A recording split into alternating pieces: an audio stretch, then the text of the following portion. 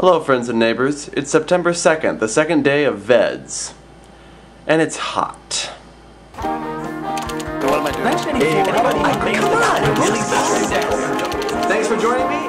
What are you filming for? It's been in the mid to upper 90s all day and yeah, it's pretty bloody miserable.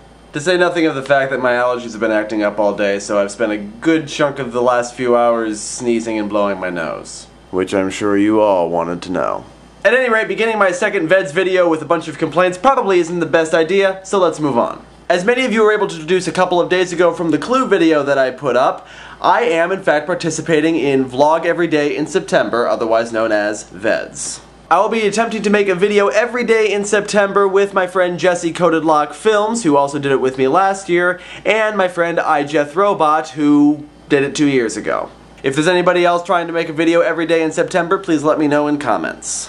This zit just flat out refuses to die, doesn't it? So I was trying to figure out what I wanted to make my video about today, and I was kind of putting it off because it's hot and my allergies are acting up and I was just feeling really lazy. And then my friend Caitlin with the K, who was also Wednesday on Shiny Happy Vloggy People, back when we were doing Shiny Happy Vloggy People, tweeted something regarding Pottermore. And I know before you click away from the video, I'm not going to talk that much about Pottermore. I know a lot of you haven't gotten the email yet.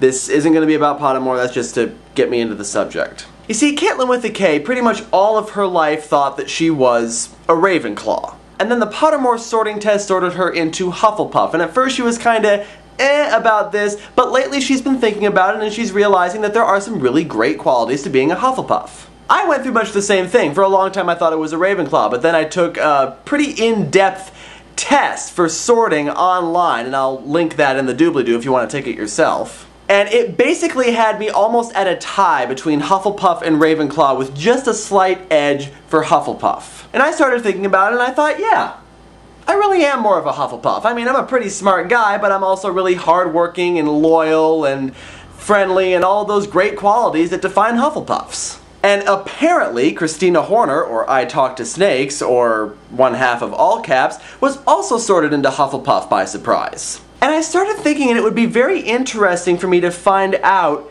where the majority of nerd fighters actually fall in the sorting at Pottermore. Because I would be willing to bet that many, if not most of them, would be Hufflepuffs. And you think, Matt, that's ridiculous. Nerds are about being smart. That puts you squarely into Ravenclaw. But really, being a nerd is not just about being intelligent. In fact, sometimes it's not really about being intelligent at all. Being a nerd, as John Green so eloquently put it, is about being unironically enthusiastic about things. It's about liking stuff. It's about finding something that you're really passionate about and just letting yourself be passionate about it. And that doesn't necessarily require intelligence, but it does require a certain amount of loyalty. And there is an important distinction to be made between students who are smart and students who work really hard. Some students are just naturally A students. It just comes naturally to them. They just know stuff. But some students work really hard to get those A's, and that would put them not into Ravenclaw necessarily, but into Hufflepuff. And I think if we were to take the sum of Nerdfighteria and we were to squeeze all of Nerdfighteria into one person,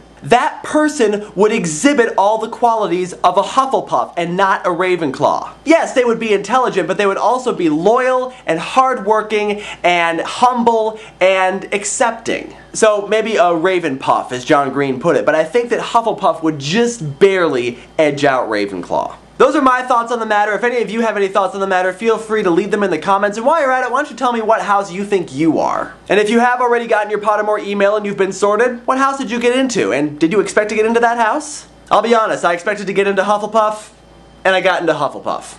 Hufflepuffs for the win. Boy, I really did spend that whole video talking about Harry Potter, didn't I? So that's it for me. I look forward to doing the rest of VEDS with Jesse and Jethro and anyone else who wants to participate. And until next time, this is Matt Guyan saying, stay cool. Or try. See ya. Also, at some point, I do want to fully explain the clue video that went up on my channel a couple of days ago. For now, I will say that there are 3 separate announcements on that video. There are a few red herrings in that video that have nothing to do with the announcements, and that 2 of the announcements have already come to pass and have already been pretty much solved. So you just have to worry about the last one. And that's really it. See you tomorrow.